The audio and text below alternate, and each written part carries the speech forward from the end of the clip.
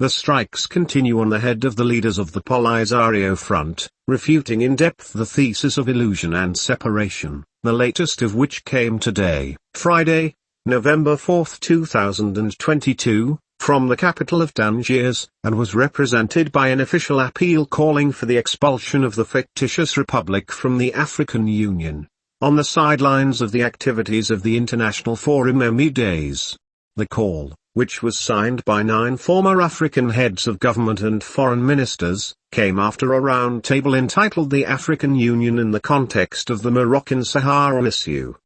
It noted with interest that 2/3 of African countries never recognize the fictitious entity of the Polisario Front, and that half of the countries of the continent have so far. Consulates have been opened in Leon and Dakar. The appeal, of which Hespress obtained a copy, called for the necessity of correcting the historical anomaly, the legal deviation, and the illegal and illegal counter-political feeling, through which the unjustified retention within the continental organization of the fictitious entity with all that this implies of a negative impact on the unity of the continent. After their meeting in Tangiers, African officials and diplomats affirmed that they are fully aware of our responsibility and the importance of our approach in building a renewed and unrestricted African unity, making an official call to expel the fictitious republic from the membership of the African Union. In view of the violation of Articles 3b and 4b of the Constitutive Act of the African Union. The same document considered that the entity is an artificial entity imposed on the Organization of African Unity, the African Union, against all legitimacy, and that it is an artificial entity that is not subject to any of the constituent elements of the state, that is, the territory, the population and the actual government, which makes it, according to the same source, a fictitious entity without sovereignty, without international legal responsibility, and without added value because it impedes the effectiveness of the African Union, noting that it threatens African unity and political and economic integration, as well as threatening regional stability and security. The officials who attended the round-table discussion on the Sahara submitted a request to the Amadeus Institute and its partners African Thinking and Research Centers in order to issue a white paper that collects the analyses and recommendations of the discussion during this session based on the accumulation of previous conferences.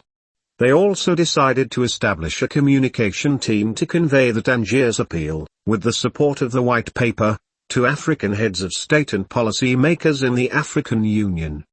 The Tangiers appeal called on African officials and diplomats to maintain a high level of mobilization and vigilance to achieve this objective, which is essential to the credibility of the African Union, and thus to the future of the continent.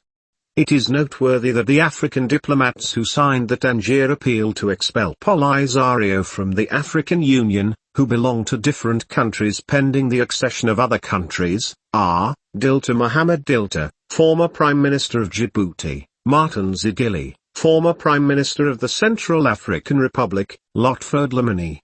Milton Findley, former Minister of Foreign Affairs of Eswatini, Gbazunga Milton Findley, former Minister of Foreign Affairs of Liberia, Regis Imongol Titangani, former Minister of Foreign Affairs of Gabon, Francis Kassler, former Minister of Foreign Affairs of Malawi, Mankandie, former Minister of Foreign Affairs of Senegal, Momadi Toure, former Minister of Foreign Affairs of Guinea, Raphael Togo, former Kenyan Minister of Foreign Affairs. The appeal document was based on a renewed affirmation of the need to respect the principles of international law and the sovereignty and independence of African countries, in order to work for a strong continent, free from ideologies that feed divisions, guided by the Sustainable African Vision of Agenda 2063, for an integrated, prosperous and peaceful Africa. It is led by its own citizens and represents a dynamic force on the international scene. The same appeal was also based on a royal message addressed to the 27th Summit of the African Union, held in Kigali in July 2016, when he formalized Morocco's desire to return to its natural place within its African family, with African officials warmly welcoming the official return to the Kingdom of Morocco. a founding member of the Organization of African Unity, to the African Union in January 2017, and with the continuous efforts, laudable initiatives and sincere contributions that the Kingdom continues to make since then to the objectives and operations of our continental organization, under the auspices of Moroccan sovereignty.